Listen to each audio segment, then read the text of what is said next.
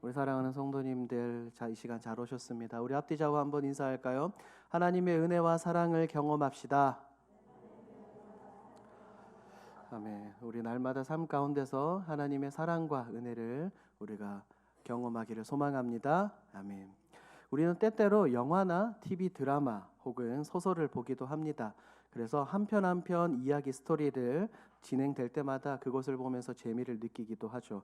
하지만 그 끝에서, 영화의 끝에서, 소설의 끝에서, 드라마의 끝에서 작가가 우리에게 하고자 하는 말을 우리가 의미를 진정으로 깨닫게 되면 더욱더 놀라기도 합니다. 이 드라마가, 이 영화가, 이 소설이 우리에게 이런 의미를 주는 것이었구나라는 사실을 깨닫기도 하고, 또한 전혀 생각지도 못한 반전이라고 이야기하죠. 그런 것을 발견할 때면 우리는 깜짝 놀라고는 합니다. 그런데 우리가 계속 살펴보고 있는 이 룻기가 바로 그런 성경입니다. 이 룻은 1장부터 4장까지 나와 있지만 단지 나오미와 룻과 보아스의 이야기로 끝나는 것이 아니라 그 뒤에 있는 더 큰 하나님의 계획과 하나님의 큰 그림을 볼 수 있는 놀라운 성경입니다. 오늘 이 함께 마지막으로 룻기를 살펴보며 하나님께서 오늘 우리에게 주시고자 하는 그 사랑과 은혜를 함께 경험하기를 소망합니다. 밤에 타작마당으로 들어온 룻을 만난 보아스는 룻에게 그렇게 이야기했죠. 걱정하지 마라. 내가 기꺼이 기업을 무르겠다라고 이야기를 합니다. 그리고 나서 날이 밝자 이 보아스는 성문으로 올라갑니다. 그리고 이제 아무개라고 성경에 나오죠. 원래는 보아스 이전에 기업을 물어야 할 자가 있습니다. 그 사람을 초청하고 성읍에서 많은 사람들이 보는 앞에서 장로들을 초청해서 보아스가 이야기를 합니다. 먼저 이 아무개, 그러니까 먼저 기업을 물러야 될 사람에게 이렇게 보아스가 이야기를 합니다. 나오미에게 밭이 있어요. 그런데 나오미가 나오미가 팔려고 합니다. 그런데 기업을 물을 친족이 있다면 그것을 먼저 살 수 있는 기회가 있다. 그리고 만약 딸린 자녀가 없다면 그것은 당신의 소유가 될 것이다. 당신은 이 나오미의 이 기업을 무르겠느냐, 룻의 기업을 무르겠느냐라고 보아스가 질문을 합니다. 이 보아스의 질문을 들은 이 사람 누군지는 모르겠어요. 성경은 아무개라고 분명하게 이야기를 합니다. 4절 하반절에 보니까 그가 이렇게 이야기하죠. 내가 물으리라. 내가 이 나오미, 그러니까 룻과 함께 들어가서 나오미의 기업을 무르겠다라고 분명하게 이야기를 해요. 그런데 이어서 바로 보아스가 한마디 덧붙입니다. 그런데 이것을 사면 죽은 자의 기업이 그의 이름으로 세워야 된다라고 말입니다. 그러니까 룻의 남편의 이름으로 그것을 어떻게 해야 돼요? 기업을 세워야 된다라고 이야기를 하는 거예요. 그러니까 이 아무개 씨는 이 보아스의 말을 듣자마자 자신이 했던 의견을 그대로 철회합니다. 손바닥 뒤집듯이 순간적으로 얼마 시간이 지나지도 않아서 자신의 의견을 그대로 철회하는 모습을 볼 수가 있습니다. 방금 전에 땅 이야기, 토지에 대한 이야기를 들었을 때는 내가 모르겠다라고 이야기를 했지만 룻과의 관계에서 결혼을 하고 나서 룻과의 관계에서 아이가 태어나면 이 모든 것은 다 누구에게 넘어가는 거예요? 이 아이에게. 이 아무개 씨의 이름으로 그 기업이 세워지는 것이 아니라 이 룻과 태어난 이 아이의 이름, 말론의 이름으로 그 기업이 세워지게 된다는 거예요. 이 아무개 씨 자신의 재산에 아무런 도움이 되지도 않기 때문에 그가 자신의 선택을 곧바로 철회하는 모습을 볼 수가 있어요. 이 사람은 나오미의 토지에는 관심이 있었지만 며느리 룻과 혼인할 마음은 전혀 없었던 것으로 보입니다. 이방 여인이죠. 땅도 다 빼앗길 것이고 아무리 머리를 굴려봐도 이 계산에 맞지 않는 거예요. 내가 손해 볼 것이 뻔하다라는 이 판단이 들었기 때문에 이 아무개 씨는 포기하기 시작을 했습니다. 그런데 우리는 때로는 삶을 살다 보며 이런 계산하는 삶을 살기도 합니다. 이것저것 따져보아서 이것이 내게 이득이 되는지 혹은 내게 손해가 되는지 머릿속으로 계산기를 막 두드리죠. 그래서 손해가 되고 내게 피해가 될 것 같으면 절대로 그 일을 하지 않습니다. 이것은 단지 우리가 세상 속에 나가서 가정에서 직장에서 일뿐만이 아닙니다. 교회에서도 사실은 동일해요. 하나님을 섬기는 부분에서도 동일하죠. 하나님께서 내게 무엇을 주시니까 내가 하나님을 섬기겠다는 거예요. 하나님으로부터 내가 받는 것이 없으면 내가 하나님을 섬기지 않겠다는 거예요. 주님의 몸된 교회를 섬기지 않겠다는 거예요. 왜? 내 시간과 노력과 물질과 수고, 눈물과 희생이 필요하기 때문입니다. 계산을 해보면 그게 아니라는 거예요. 마치 본문에 나오는 이 아무개시처럼 머릿속으로 계산을 빨리 해가지고 그것을 포기하는 경우가 너무나도 많습니다. 그런데 오늘 이 본문에 나오는 주인공 보아스는 어떨까요? 보아스는 무식한 사람이 아닙니다. 성경이 분명하게 이야기하고 있죠. 그는 유력한 사람이라고요. 힘도 권력도 있고 명예도 있고 돈도 많은 사람입니다. 그러니 그가 얼마나 똑똑한 사람이겠어요. 보아스는 어떤 선택을 합니까? 보아스는 계산하지 않습니다. 보아스는 그냥 룻에게 희생적인 방법으로 희생하며 그가 나아갑니다. 룻에 대한 보아스의 배려, 관대함은 어떠한 계산도 염두에 두지 않아요. 그냥 이 보잘것없는 이방 여인을 위해서 보아스가 많은 것을 포기하는 것을 우리는 볼 수가 있습니다. 일반적인 상식으로 본다면 이 보아스는 룻과 절대로 결혼해서는 안 됩니다. 그것은 이치에 맞지 않아요. 재정적으로 보나 사회적으로 보나 결코 그에게 유리하지 않습니다. 이 룻은 어떤 사람이에요? 이방 여인이죠. 더군다나 한 번 결혼한 사람입니다. 더군다나 더 나아가서 만약 내가 결혼을 해서 자녀를 낳게 되면 그 모든 소유와 권리는 보아스의 것이 아니라 누구의 것이 되는 거예요? 죽은 룻의 남편 말론의 이름으로 그 기업이 가문이 세워진다는 거예요. 드리는 수고에 비해서, 드리는 정성에 비해서 남는 게 있어요? 없어요? 없어요. 아무것도 없습니다. 그런데 보아스는 전혀 개의치 않습니다. 10절 말씀을 보면 이 사람들 앞에서 보아스는 굉장히 자랑스럽게 그리고 사랑스럽게 룻의 이름을 말하는 것을 볼 수가 있습니다. 전혀 일방적인 상황이 아니라는 거예요. 내가 그녀에게 들어가서 그의 가문을 잇겠다. 죽은 자의 기업 말론의 가문을 그의 이름으로 세워주고 내가 다시 회복시켜 주겠다는 겁니다. 본문에 나오는 아무개처럼 그렇게 안 해도 되는데 베풀지 않아도 되는 배려와 은혜를 마음껏 퍼주겠다는 거예요. 거저주는 사랑. 하나님께서 예수님께서 마치 우리에게 보여주시는 그 아낌없는 사랑, 아가페 같은 사랑을 지금 보아스는 베풀고 있습니다. 우리는 본문에 등장하는 이 보아스의 모습 속에서 누구의 모습을 발견할 수 있죠? 우리 주 예수 그리스도의 모습을 발견할 수 있습니다. 우리 하나님은 그리고 우리 구주 예수님은 아마도 보아스와 같은 마음이셨을 겁니다. 하나님은 우리를 너무나 사랑하셔서 여러분들을 너무나 사랑하셔서 여러분들을 구원해 주시기 위해 누구를 보내주셨죠? 예수님을 보내주셨습니다.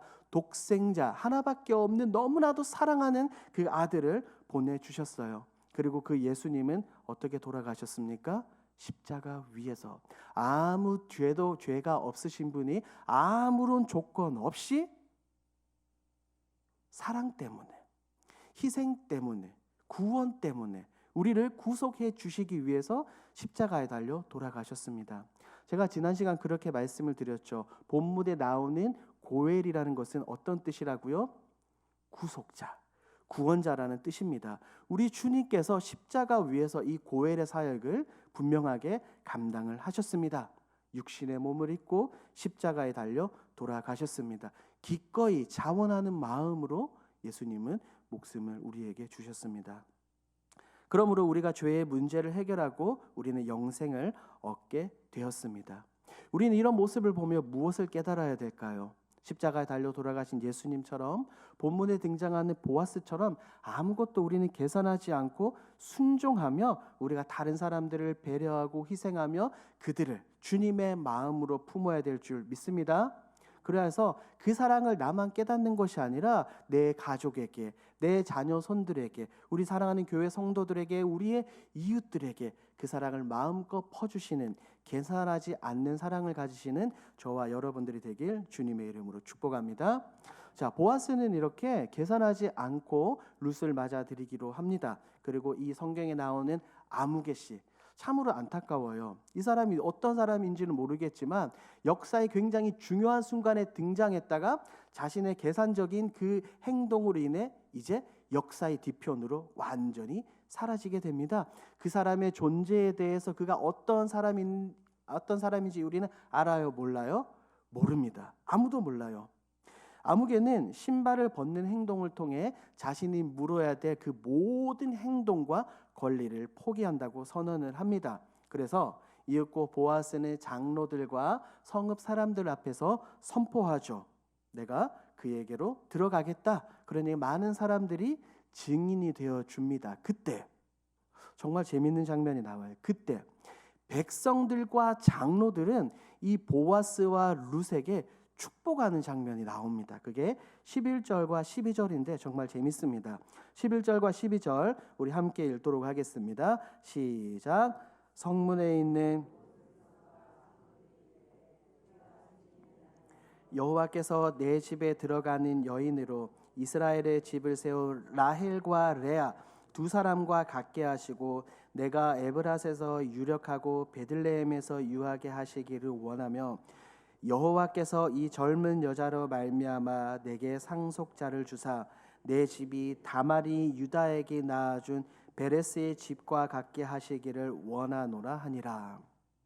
지금 장로들과 이 백성들이 보아스에게 11절에 12절에 축복을 합니다. 그런데 이 그들이 했던 축복은 언약들과 관련이 있어요. 그들은 알지 못하지만 이 내용 속에서 메시아 예언이 들어가 있습니다. 우리가 방금 읽었던 것처럼 11절에는 두 명의 여인의 이름이 등장하죠. 누구와 누구였어요?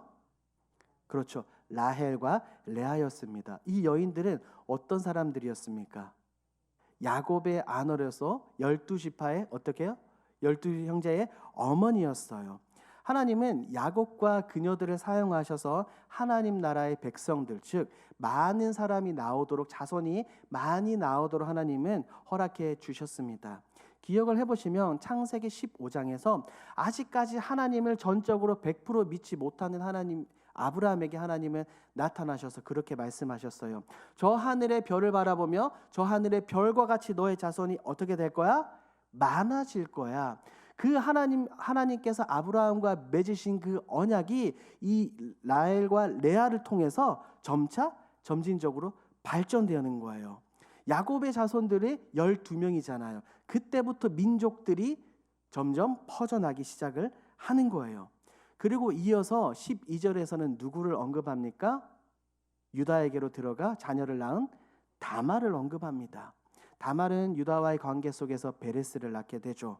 사실은 성경을 보면 뜬금없이 이 유다와 다말의 이야기가 나옵니다. 그렇죠. 시아버지와 이 며느리와의 관계를 통해서 아이를 낳게 됩니다. 그 과정이 그리 좋아 보이지는 않지만 하나님은 어쨌든 간에 이 여인을 통해서 계보가 계속 이어지게끔 하셨습니다. 다말과 이 룻이 비슷한 점도 있고 다른 점도 있습니다. 원래 이 두 여인은 언약 밖의 백성들이었어요. 원래 선택받은 선민이 아니었다는 겁니다. 그리고 룻도 남편을 잃었고 다말도 누구를 잃었어요? 남편을 잃었어요. 자식이 없었던 것처럼 룻과 다말은 역시 동일한 상황에 놓여 있었습니다. 룻은 보아스에게 자신을 밝히며 보아스의 곁으로 들어갔지만 다말은 유다에게 자신을 숨겼어요. 그래서 결국에 동심하여 베레스를 낳습니다. 합법적이든 불법이든 결국 둘 다 아이를 가지고 자녀를 낳게 됩니다. 놀라운 것은 이 두 여인을 통해서 하나님의 선택받은 족보가 계속해서 어떻게 되는 거예요? 내려온다는 거예요. 하나님의 섭리를 통해서 낳게 된 자녀들이 하나님의 계획, 하나님의 나라, 하나님의 구속사, 구원 역사에서 굉장히 중요한 역할을 하는 것을 우리는 성경을 통해 볼 수가 있습니다. 그래서 결국 예수 그리스도의 족보가 등장하는 마태복음 1장에 이 두 명의 여인의 이름이 떡하니 올라가고 있는 거예요. 이들은 분명하게 몰랐을 거예요. 그런데 우리는 알고 있죠. 이 백성들과 장로들의 축복 뒤에는 있는 하나님의 거대한 계획, 큰 그림을 우리는 볼 수가 있습니다. 라헬과 레아, 다말을 언급하는 부분을 통해서 보아스와 룻이 그런 축복의 통로가 되기를 바라는 이 장로들과 백성들의 축복을 볼 수가 있습니다. 그렇다면 여기서 룻은 그냥 한 이방 여인이 아니라 어떤 여인이라는 것을 알 수 있죠? 어떤 여인? 아주 무언가는 모르지만 아주 큰 역할을 하는 키포인트의 역할을 하는 그런 여인이라는 사실을 알 수가 있습니다. 이어서 룻은 보아스와 혼인을 합니다. 결혼을 하게 되는 거예요. 그런데 3장 1절 말씀을 보면 나오미가 룻에게 이렇게 이야기하거든요. 뭐라고 이야기하냐면 그의 안식처가 될 것이다. 그러니까 보아스는 너의 안식처가 되리라 라고 나오미가 이야기를 했는데 그것이 이루어졌어요? 안 이루어졌어요? 분명하게 이루어졌습니다. 이제는 보아스가 진짜 룻의 안식처가 됩니다. 그리고 자녀를 낳죠. 그런데 여기서 상당히 의미 있는 표현을 우리는 발견하게 됩니다. 룻은 원래 이방 땅에서 누구와 결혼했어요? 말론과 결혼을 했어요. 그런데 성경을 보니까 10여 년 동안 결혼 생활을 하면서 무엇이 없었어요? 자녀가 없었어요.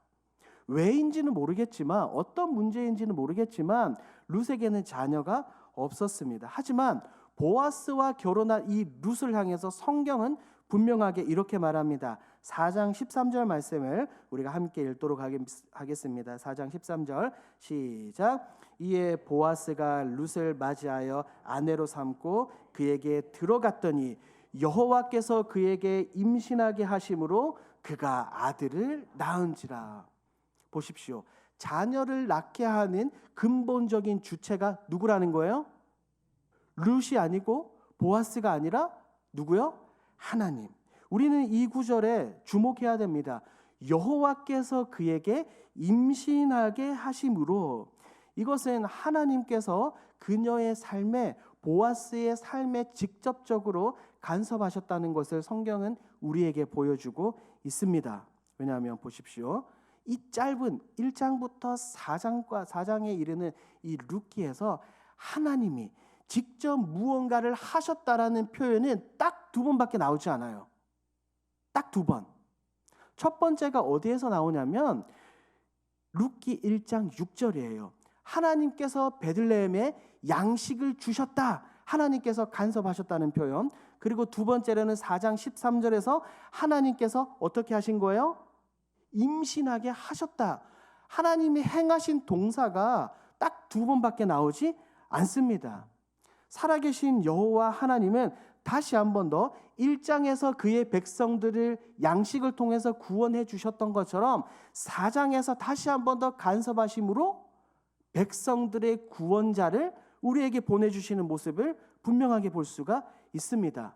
이것은 짧게 본다면 나오미에 대한 그녀의 삶에 대한 보상이 될 수도 있겠고 그녀의 기쁨이 되죠. 그리고 길게 본다면 이 아이를 통해서 누가 나옵니까? 다윗이 나오죠. 다윗을 통해서 더 나아가 누가 나오게 되는 거예요? 그렇죠. 우리 주 예수 그리스도께서 탄생하게 되는 겁니다. 그런데 그 출발점이 어디에서부터 시작된다고요? 어디에서부터? 우리가 방금 읽었잖아요. 여호와께서 그에게 임신하게 하심으로. 사랑하는 성도 여러분, 하나님께서 간섭하시고 하나님께서 행동하시기 시작하면 이런 놀라운 은혜의 역사가 일어날 줄 믿습니다. 우리는 몰라요. 우리는 알지 못하는 순간에 하나님께서는 언제나 어느 때나 여러분들 뒤에 계시고 여러분들을 지켜보시고 여러분들의 행동 하나하나를 하나님께서는 간섭하시고 움직이시는 줄 믿습니다. 맞아요. 그리고 성경은 이 아이의 이름을 무엇이라고 이야기합니까? 누구라고요? 오벳. 오벳이 누구입니까? 이새의 아버지이며 다윗의 할아버지가 됩니다. 그리고 여러분 21절 말씀을 한번 보겠습니다. 21절 함께 읽습니다. 시작. 살몬은 보아스를 낳았고 보아스는 오벳을 낳았고. 마태복음도 한번 볼까요? 1장 15절 여러분들이 읽어주십시오. 시작. 오벳을 낳고 오벳은 이새를 낳고. 자, 보십시오. 기업을 물은다는 것은 보아스가 이 룻과 결혼해서 누구의 가문을 세운다는 거예요. 말론의 가문을 세우는 거예요. 그런데 이 마태복음 1장을 보니까 누구의 이름이 들어가 있어요? 말론의 이름이 분명히 들어가 있어야 되거든요. 룻과 결혼한 말론의 이름이 들어가 있어야 되는데 누구의 이름이 들어가 있어요? 보아스의 이름이 들어가 있습니다. 놀라운 거예요.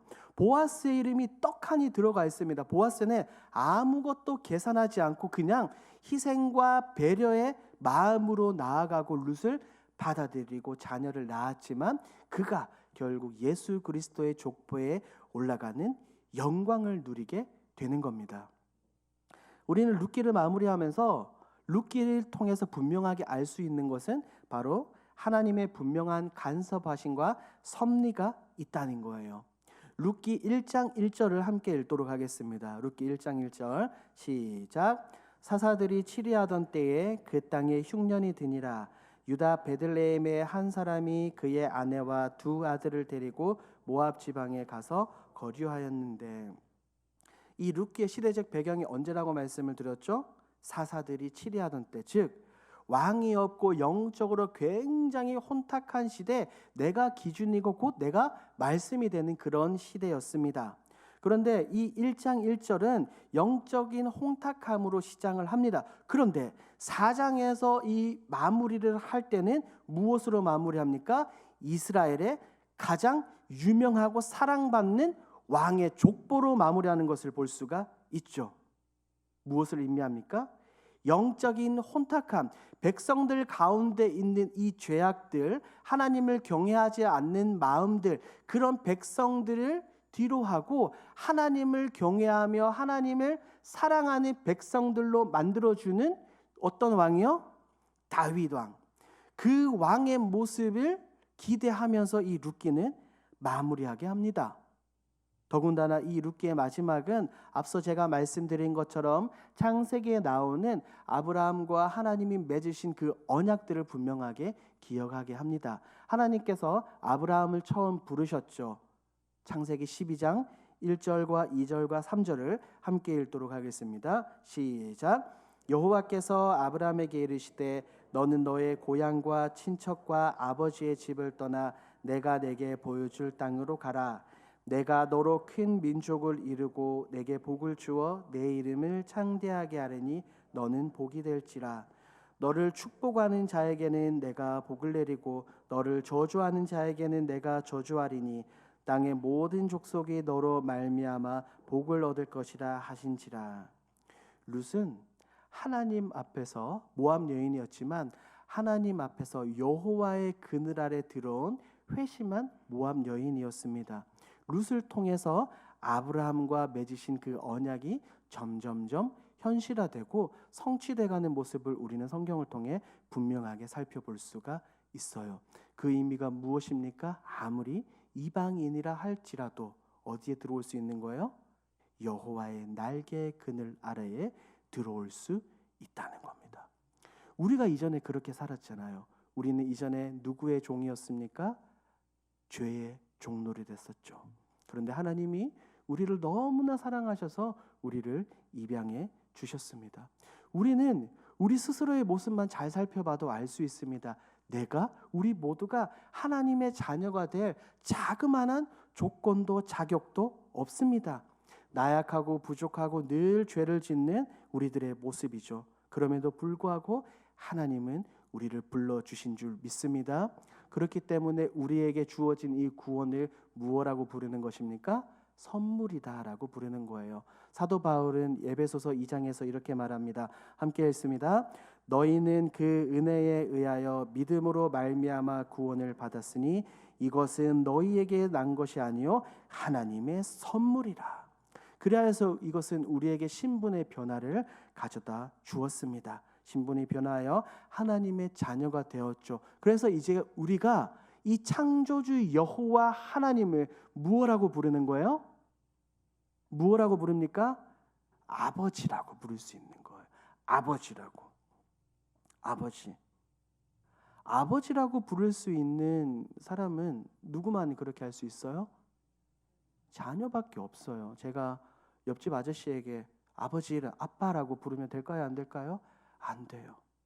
마찬가지로 하나님께서, 전능하신 하나님께서, 말씀으로 이 모든 세상을 창조하신 하나님께서 나의 아버지예요. 너의 아버지가 아니라 누구의 아버지? 나의 아버지가 되어 주신다는 거예요. 이 얼마나 감사합니까? 우리는 이것을 무엇이라고 부릅니까? 바로 은혜라고 부르는 것입니다. 여러분, 오늘 말씀의 제목이 무엇입니까? 헤세드입니다. 헤세드. 헤세드는 히브리어입니다. 이 단어의 의미는 이래요. 베풀어야 할 의무가 전혀 없음에도 불구하고 자발적으로 베푸는 사랑, 은혜, 긍휼, 자비, 선대의 의미를 가지고 있습니다. 그래서 우리 개역 개정 성경에서는 이 히브리어 헤세드를 은혜, 자비, 인자, 인애, 선대, 긍휼 등등등 많은 단어로 번역을 해 놓았습니다. 그런데 원문을 보면 전부 다 헤세드예요. 헤세드. 구약 성경에서 놀랍게도 약 250번 가량 사용이 되었습니다. 창세기에서도, 출애굽기에서도, 레위기에서도, 룻기에서도, 사무엘 상하에서도 모든 성경에서 무엇을 발견할 수 있다고요? 헤세드. 하나님의 인애와 사랑을 발견할 수 있습니다. 그리고 룻기에서도 동일해요. 룻기에서는 이 헤세드라는 단어가 룻기 1장 8절에서 처음 등장했습니다. 룻기 1장 8절을 우리 마지막으로 함께 읽도록 하겠습니다. 나오미가 두 며느리에게 이르되 너희는 각기 너희 어머니의 집으로 돌아가라. 너희가 죽은 자들과 나를 선대한 것 같이 여호와께서 너희를 선대하시기를 원하며. 이 1장 8절에 나오는 인애, 헤세드라는 단어는 무엇일까요? 한국 단어는 그렇죠. 선대입니다. 선대. 룻이 나오미에게 베풀어준 이 헤세드가 있죠. 그리고 보아스가 룻에게 베풀어준 헤세드가 있습니다. 이러한 헤세드의 물결이 점점점 흘러 넘쳐서 결국 누구의 가문이 일어나게 됩니까? 죽은 자의 가문이 일어나게 되는 것입니다. 이 얼마나 놀라운 헤세드입니까? 그런데 이 하나님의 헤세드, 인자와 사랑과 긍휼과 자비, 이것은 시간과 공간을 넘어 성경에만 등장하는 것이 아니라 21세기를 살아가는 오늘 저와 여러분, 우리 모두에게도 적용이 될 수 있는 줄 믿습니다. 하나님께서는 언제나 여러분들을 기억하시고 여러분들에게 이 헤세드를 베풀어 주십니다. 여러분 이미 제가 말씀드리지 않아도 잘 알고 계시잖아요. 여러분들이 하나님으로부터 받은 사랑이 얼마나 큽니까? 크시죠? 아멘이시죠? 무엇라 표현을 하지 않아도 날마다 보호해 주시고 지켜주시고 은혜를 베풀어 주시는 그 하나님의 사랑, 인애, 헤세드를 느낄 수 있습니다. 하나님의 이 헤세드는 예수 그리스도를 통해서 분명하게 성취됩니다. 자격 없는 우리들, 죄인을 구원하시기 위해 우리의 무엇이 되어 주셨습니까? 우리의 친구가 되어 주셨어요. 예수님의 희생으로 말미암아 우리가 이제 감히 하나님 아버지께 나아갈 수 있게 되었습니다. 예수님의 목숨을 내어 주시기까지 우리를 사랑하셨죠. 그래서 룻기에 등장하는 것처럼 이 이방 여인이 룻이 여호와의 날개 그늘 아래에 하나님의 언약 속에 들어오게 된 것처럼 우리 역시 여호와의 날개 그늘 아래에 들어오게 된 줄 믿습니다. 우리를 향한, 여러분들을 향한 하나님의 사랑, 여러분들을 향한 이 예수님의 사랑은 나오미에 대한 룻의 사랑보다, 룻에 대한 보아스의 사랑보다 몇 배나 비교할 수 없을 정도로 굉장히 큰 사랑인 줄 믿습니다. 그 놀라운 하나님의 사랑을 품으십시오. 그리고 그 사랑을 여러분들 혼자만 품고 간직하는 것이 아니라 여러분들의 사랑하는 가족들, 여러분들의 사랑하는 자녀 손들에게 이 하나님의 헤세드를 전달하십시오.